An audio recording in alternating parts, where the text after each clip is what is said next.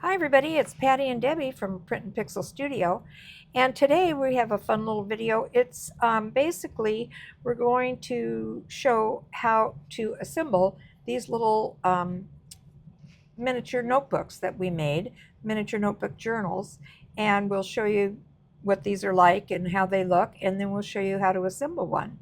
And you'll see we have a lot of stamps on these because we were lucky enough to receive from a friend 4 banker boxes full of all kinds of assorted stamps, and they're really great. So we had a lot of fun with those today.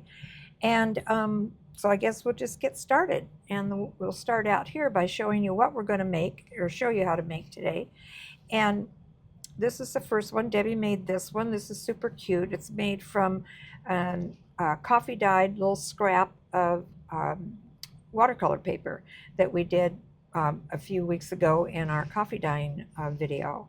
And we just stamped the front of it here, or Debbie did. And then all of the papers that you see in these little journals are all scraps. There's no full pieces of paper that we used or anything. We just opened up our scrap box and thought this is a great way to, kind of a scrap buster type project, but comes out super cute and very easy. So here they are, and you can see on the inside she picked out some really cute papers stamped on this little piece here just for a little added detail.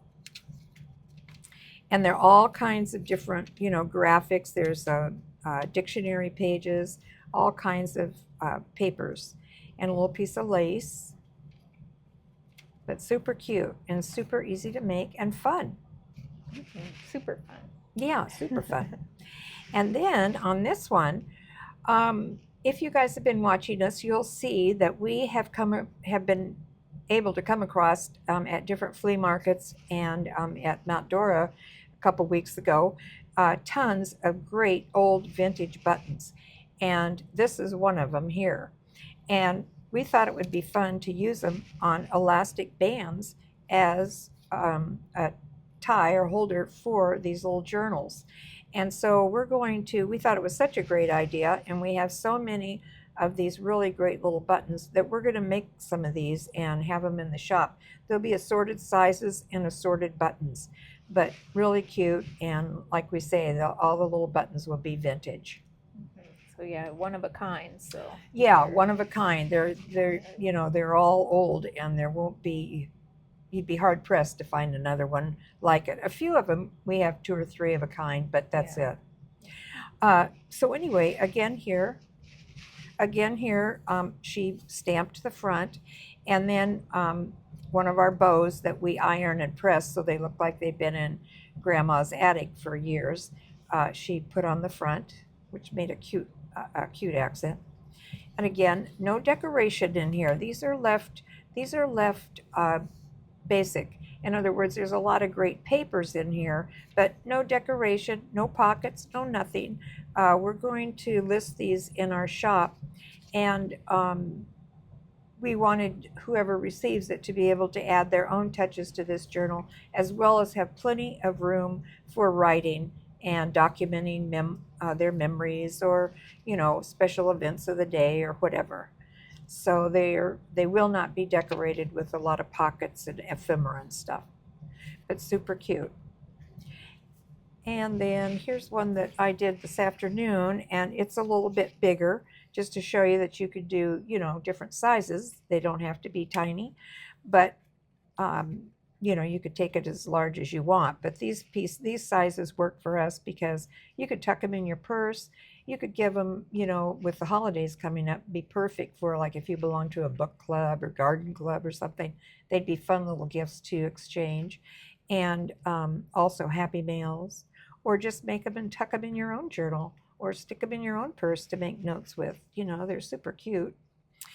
Okay, so this one, when we stitched the back, we did the 3-hole stitch on the back, and we stitched the ribbon to the binding thread. That's what I'm trying to say here. So that it stays in place, so that you don't have to worry about, where did the ribbon go or any of that. It's already attached to the little journal.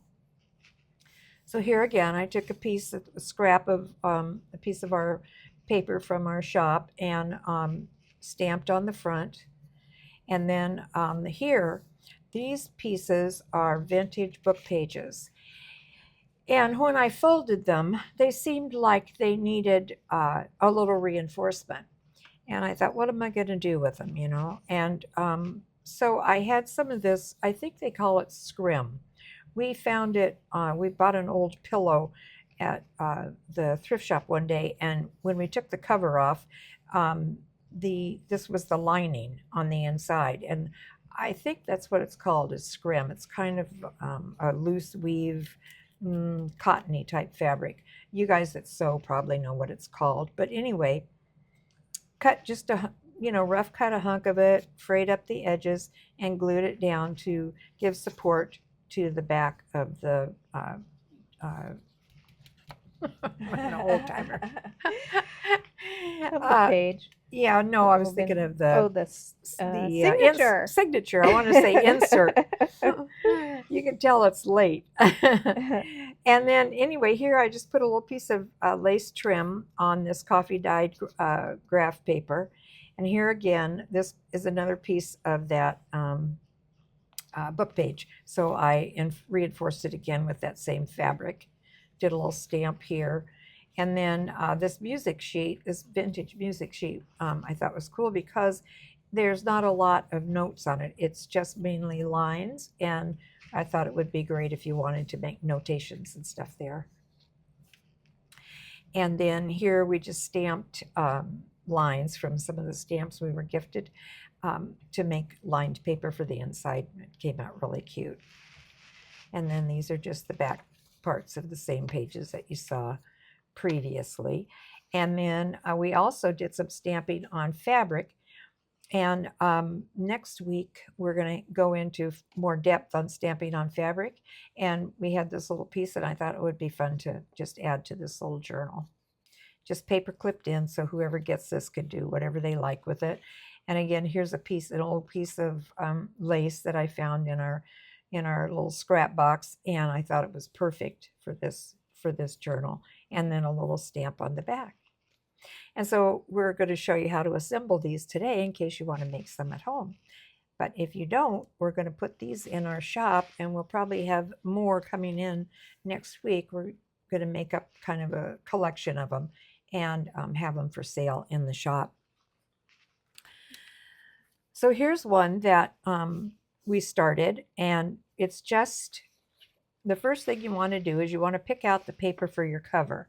Now, this paper is, when you are looking through vintage books, you'll notice that when you first open the book, you'll see blank pages, and they're usually kind of like, I wouldn't want to call this cardstock, but it's almost as heavy as cardstock, right, Deb? Mm-hmm.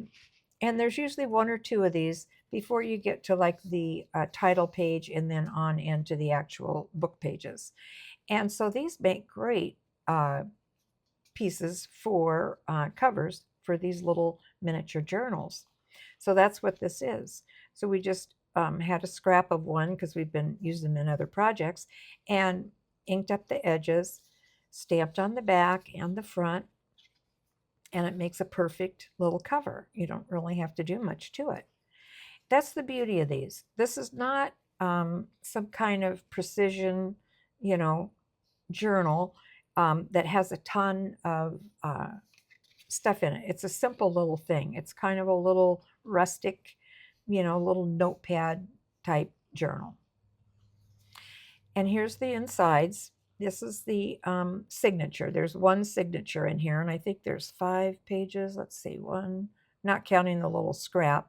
1, 2, 3, 4, 5. So that gives you 10. That gives you 10 pages total, because you'll have 5 pages that you cut to fit into this, and that gives you, and when you fold them in half, you get 10 pages. And that's just about right. You don't, you can make it as thick as you want, but that seems like a good size to me. It's good to hold in your hand and slip in your purse or whatever, and tuck in a pocket if you want to for your journal. So basically, that's it, the cover and then your insert. Signature. I don't know why I'm having an hard time with signature today. And as you can see here, they don't all have to be the same size. In fact, it's better if they're not because it makes it much more interesting. Especially when you're using scraps. Yes, right. It's hard to have the same size pieces right, of paper. So. Right. So, don't worry about that when you're putting them together. The more rustic it is, the better the look and the feel, I think, and so does Deb, I'm sure. Mm-hmm. So anyway, you can see they're just all different sizes. Now, the main thing you do want to think about is when you go to stitch them into your cover, you want to check and make sure that they're all lined up so that you know everybody's going to be stitched. Don't have some that are, down like this that might miss a stitch or something. You want to make sure that your center line, they don't all have to be centered, but they need to be in a group to where your thread is going to catch all of them. So that's basically all you need to know. And as you can see, as we turn through here, all these guys are definitely going to be stitched. That little guy in the middle might not, but I think he'll be in the middle. Yeah, I did it on this one. As long as he's in the very middle, he catches the one center stitch. This guy? Good. Yeah. Okay, so I don't know if you heard that from Debbie, but she said make sure that this little strip is in the middle of the page, and then he'll get caught in the middle stitch. So that's basically the only thing you need to worry about. So let's see if we can line these guys up. And then try to, if you have some kind of clamp or clip or something, it's easier if you can clip them so that they stay aligned.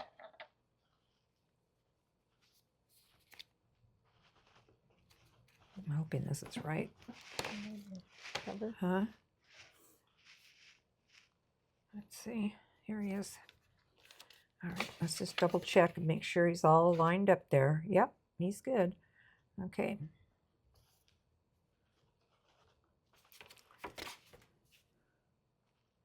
Now, if something happens and you get a page that sticks out farther than you want, which I don't mind it. I don't think they all have to fit perfectly inside of the cover. But if you want them to, don't worry if you get one kind of off kilter, because you can always trim it down after you've assembled the journal. Okay, so you just clamp it so that you know that your pages are going to be together and in the shape that you want them to be. Okay, and then stick them inside your journal cover. And you want to make sure that your seam is right in the seam of the cover of the journal. Then take your clip and kind of clip the whole thing together after you've got it lined up with that seam. I'll show it to you closer up in just a second. So as you can see here, when I fold this, that fold line lines right up with the fold line of the cover. And that's how you want it. That way your hole will be pretty much even. All right, now on these, now you can use a hole punch if you want, but these are so small, I don't think you really need to, and they're not real thick, so a little pokey tool will do the job for you. And I don't know, I don't measure. I probably should, but I don't. So just keep it folded like this, and then come down about, I don't know, what is that, an inch? About an inch from the top. You can judge how, with yours on how the paper is. Now, you poke it through, and you can see it's coming right at the fold line there. Mm-hmm. Yeah, well, let's keep your fingers crossed because we have 2 more to do. Okay, and then, again, like I say, I don't measure. I'm figuring this is the center. you know, it doesn't really matter. It's not that big of a deal. I mean, if you're into perfection, you might want to measure, but to me, no. So this should be just about center, I think. It looks like it. It's close enough for government work. Okay, here we go. And if you point your little pokey down, you should come out right on the line. He's a little off from that, but it's not enough, and it's not going to show. But you can see it's just a little hair off. But it's not, don't worry. You will not know it at the end. Okay, and then come down. And again, you're going to be kind of like an inch from the bottom. Poke your little hole. Yeah, see, they're lined up pretty good. It doesn't have to be perfect, but you want it to be as close to perfect as possible. But you can see here, that's pretty darn perfect, you know, in my book. For me, this is perfect. But don't panic if it comes off a little bit. I did a journal, I don't know, a couple weeks ago or so, and I thought, oh, I've ruined it. It's not, you know, it's not right. It's going to be off. But it didn't. Get those out of there. But it didn't matter at all. It all worked out in the end. So don't panic if that happens to you. We had a piece of this cut, but I guess I don't know what happened to it. Oh well, here it is. Okay. So what you want to do is when you use your string or ribbon or whatever it is you're going to use, you want it to be about three times.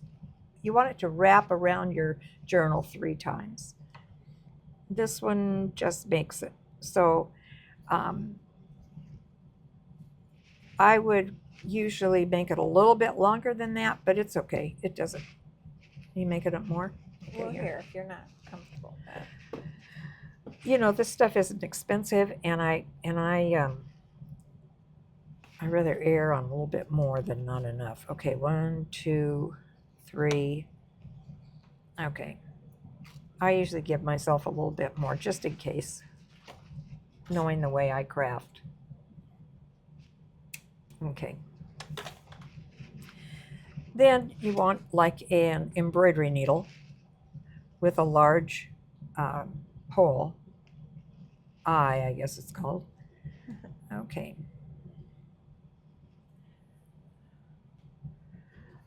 So you start from the inside of your journal and come up through the middle hole and pull it. And you don't want to pull it so far that you're going to lose your ribbon or string or whatever it is. So I usually just clip the end of it in one of the clips just to hold it in place so that it doesn't pull through the hole while you're stitching. And then you want to come back through the bottom hole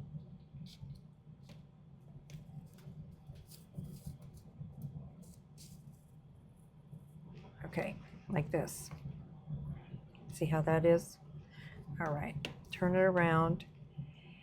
Now you want to come back through the middle hole, and I can never remember if you want to be, well, it doesn't matter. Okay, come back through the middle hole like this, and I always check my thread, make sure that it's, you know, snug, but you can adjust it at the end. All right, and then you're going to come back down through the top hole here. There.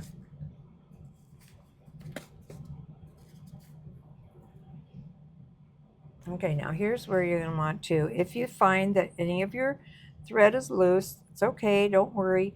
You can always tighten it up. This looks pretty good. I might tighten this just a hair more down here.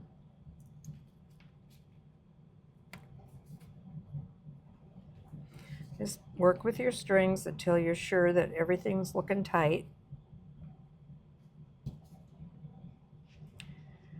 All right. So then you want to don't take your needle off yet, because you want to come back under this string here, under the bottom string, if I can get it with my hands, and pull it up. And then you can decide whether you want to make a bow or a knot or whatever you want to do. I usually do both a knot and a bow, but you could do just the knot if you like. Am I on the right side of the thread? Yeah, okay.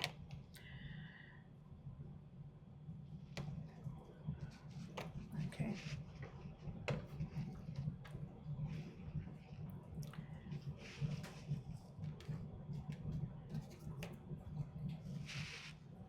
So I'm going to do a bow on this one, but you could just tie a knot if you like. Okay? And pretty much that's it. You now have a journal. These are real good starter journals for people who haven't Perfect. made a journal yet. These are so simple, and you can whip out a few of these and get comfortable doing them. Because Exactly. journals can be very intimidating. When I first started, I was like, oh, whoa, freaking out. Right. Right. To do a big journal and all those pages and 3 and 4 and 5 signatures, not just one little signature like this. So Right. just getting the feel of making them, I feel this is a really good place to start for people. It is. It totally they're is. fun, they're cute, and it just gives you the good basics of learning, and then you can build up Right. from Exactly. there, and you'll have more confidence, I think. Right. Making And a plus, journal. you have something really So cool. cute. Yeah. Yes, I love these. So here's another one of our little antique buttons, or vintage buttons. We don't know if they're antique or not, but we do know they're vintage. And on the elastic, and this again, we're going to just tie them together with that instead of a ribbon, which gives them kind of a newer look, I think. Yeah, they're fun. Yeah, totally. And so unique, Mhm. especially since... Yeah, and with the vintage buttons, they're perfect, you know. Mhm. But look how cute that is. Super cute. And who wouldn't love to get that as a gift, you know? Something different, totally handmade. But really cute. And like I say, you know, they're super easy to make. And we just had a ball making them. We thought they were really fun.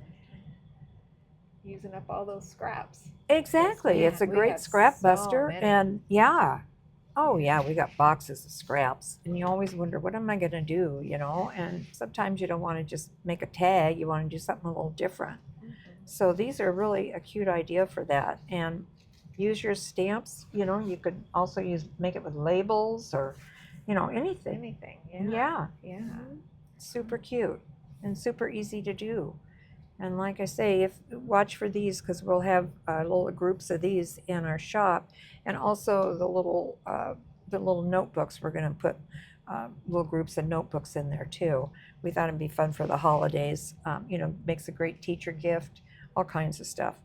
So anyway, I guess that's all we have for today. Yeah, that's it. It was a quickie. Okay, you guys, see you next week.